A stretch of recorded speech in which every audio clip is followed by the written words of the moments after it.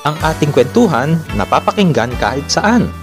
Samahan niyo ako sa bawat kwento na pwede natin pag-usapan. At sa bawat kwentuhan, lagi kang kasama. Ako si Gab Humilde Villegas at ito ang Kwentuhang Random, the podcast.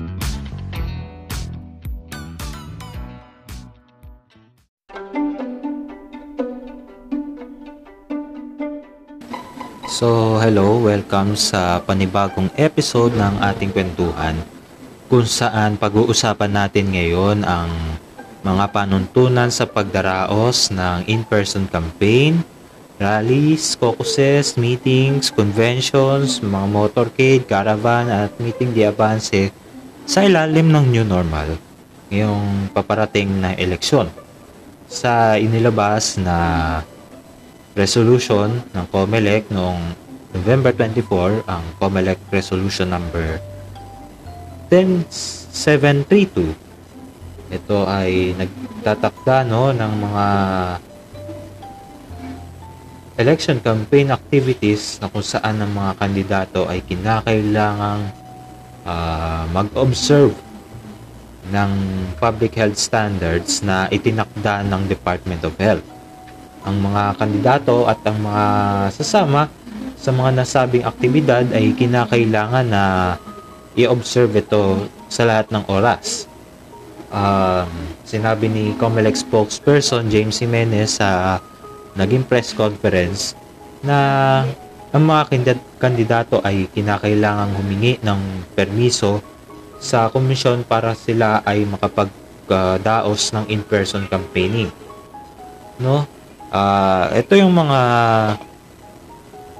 Ito yung mga alert levels kung saan ito ay pinapayagan, Sa under alert level 1, there will be no restrictions. So ibig sabihin walang bawal. Kahit na ang kandidato, yun nga. Yung doon sa mga kandidato ay kinakailangan na may kasama na hanggang 5 na campaign support staff o kaya yung campaign leader sa mga areas na nasa ilalim ng alert level 2 at level 3. At bawal ang pagdaraos nito sa mga areas sa ilalim ng alert level 4 at 5. Ang ilan sa mga ipinagbabawal kapag in-person campaigns ay ang pagbabahay-bahay, kahit na sabihin na pinapayagan sila ng may-ari ng bahay na pumasok doon.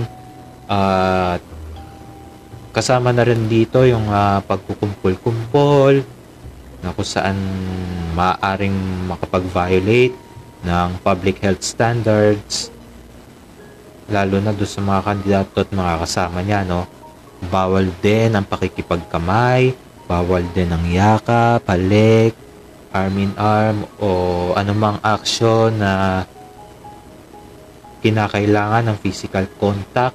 Bawal din ang selfie, bawal ang pagkuha ng litrato, o anumang aktibidad na kinakailangan na malapit ka doon sa kandidato.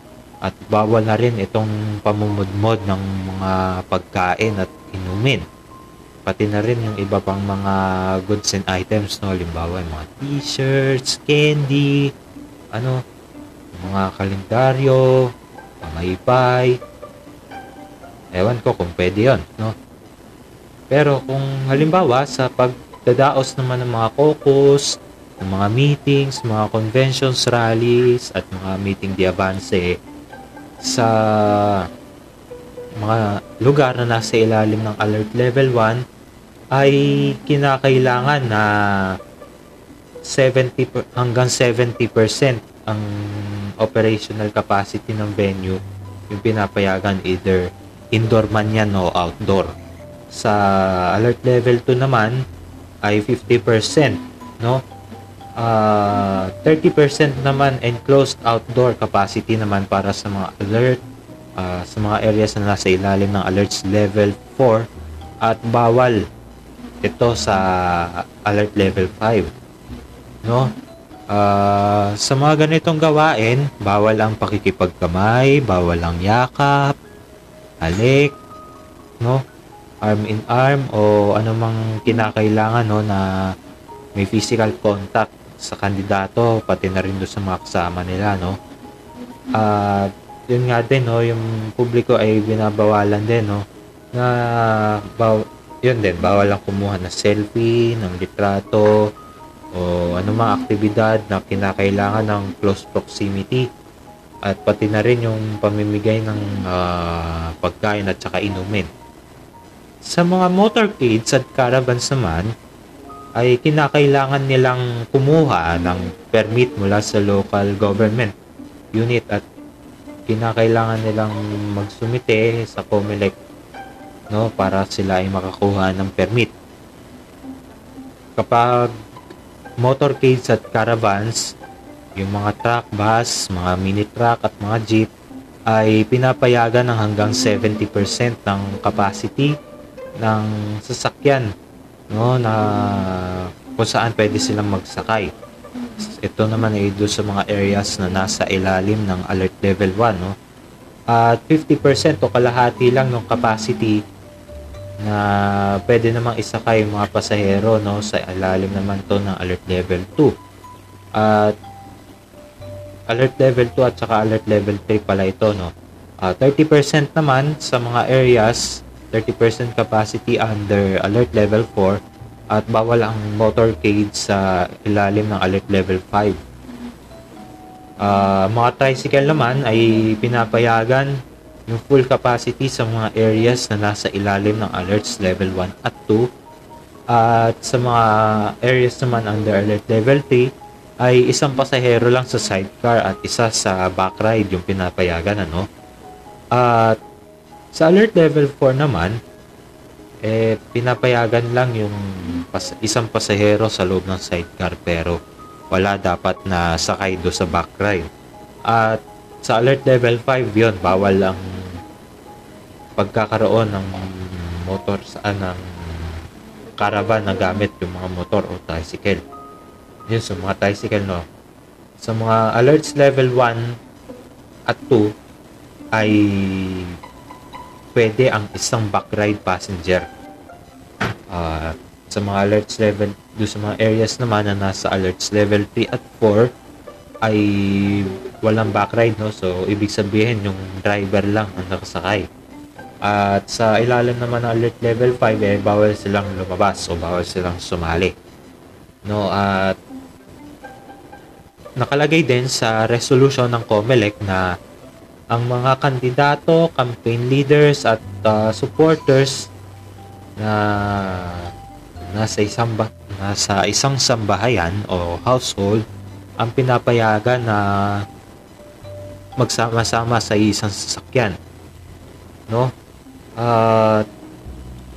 Ito rin ay kapag during motorcade ay bawal ang stopover, layover o anumang uri ng paghinto para lang sa pagdaraos ng iba pang mga election campaign activities, no, sa lahat ng category levels, pati na rin yung handshakes, pagyakap, halik, arm in arm, yun, siguro arm in arm is kapit bisig, ano, o anumang action na kinakailangan ng physical contact sa kandidato, sa mga kasama niya o kaya sa publiko, no, ay pati na rin yung pagkuha ng selfie, ng litrato, ng anumang aktibidad na kinakailangan na malapit ka doon sa tao, pati na rin yung pamimigay ng pagkain at iba pang mga goods and items, no. Sa ilalim ng resolution na ito ay binuo ang COMELEC Campaigns Committee na kung saan inaasahan na sila ang magpapatupad ng panuntunang ito, na kung saan ito ay pamumunuan ng regional, provincial, city o municipal COMELEC Campaign Committee. Sa national level, ang commissioner in charge ang tumatayong chairperson ng komite, na kung saan may mga miyembro siya na magmumula sa DOH na kakatawanin ng DOH Secretary, sa PNP na kung saan kakatawanin naman ito ng hepe ng pulisya ng PNP. Pangatlo ay Chief ng Armed Forces of the Philippines at ang pang-apat naman ay Secretary naman ng DILG, no? Sa regional level naman ng COMELEC Campaigns Committee o CCC, ang Provincial Election Supervisor naman ang tumatayong chairperson. At ang mga miyembro nito ay binubuo ng highest ranking provincial official ng DOH, provincial director naman doon sa Philippine National Police, at kung sa AFP naman ay either battalion commander o highest ranking officer doon sa area, na kung saan ay maaari siyang i-designate ng AFP at ang provincial director ng DILG. Sa regional level naman, ito ay binubuo ng regional election director na siyang tumatayong chairperson, at ang mga miyembro ay binubuo ng DOH regional director, PNP regional director, at pangatlo yung do sa division or brigade commander na may pinakamataas na ranggo na itatalaga ng AFP at ang regional director ng DILG. At sa city o municipal CCC naman, ang election officer naman ang tumatayong chairperson na may mga miyembro na binubuo ng city or municipal health officer, chief of police ng PNP doon sa nasabing bayan, highest ranking officer sa lugar na maaaring italaga ng AFP, at DILG City Director o highest ranking officer sa lugar na maaaring i-designate ng DILG. No? Yun na, gaya ng nabanggit ko na walang election campaign activity sa ilalim ng panuntunan ang papayagan ng hindi dumadaan sa approval, no, ng corresponding CCC. At yung mga applications, halimbawa, kukuha sila ng permit, ay kinakailangan at least 72 hours bago yung nakatakdang schedule ng yun, kinakailangan nila mag-file, at para doon sa mga presidential, vice presidential, senatorial at party list candidates, ay kinakailangan nilang mag-file ng kanilang aplikasyon sa regional CCC. At kung sila naman ay tatakbo sa pagka vice gobernador, vice-gobernador, representative, so congressman do sa mga distrito, do sa mga probinsya, at mga miyembro ng kumakandidato upang maging miyembro ng Sangguniang Panlalawigan, ay kinakailangan nilang dumaan sa provincial CCC o do sa Provincial COMELEC Campaigns Committee. At sa mga tumatakbo naman sa pagka-mayor, vice mayor o pagka-kandidato, bilang konsehal, ay kinakailangan nilang dumaan sa city or municipal CCC. So, ayun, yung mga committees na ito ay kinakailangan nilang i-approve yung kanilang application, either approve or deny, sa loob ng 48 hours buhat ng matanggap ng nasabing komite yung aplikasyon, at masasabing approve, halimbawa kung hindi inaksyonan ang nasabing CCC yung kanilang aplikasyon, ibig sabihin pwede silang mangampanya, halimbawa hindi nila inaksyonan itong